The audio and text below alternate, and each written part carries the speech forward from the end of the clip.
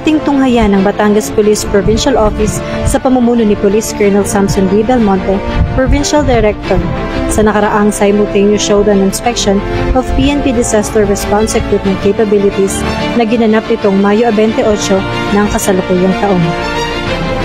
Ang aktibidad na ito ay pinangunahan ni Police General Romel Francisco D. Marbil, Chief ng Philippine National Police, na ginanap sa PNP Grandstand, Camp Brigadier General Rafael T. Crame, Quezon City, na siya rin namang parehong ginanap sa Camp General Miguel Malvar, Pumintang Ilaya, Batangas City, kasama ang mga personahe ng Batangas Police Provincial Office.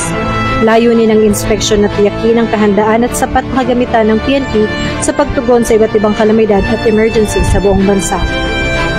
Isinasagawa ang sabayan ng inspeksyon sa iba't ibang lugar sa bansa na nagpapakita ng dedikasyon ng PNP sa kaligtasan at kahandaan ng kanilang mga tauhan.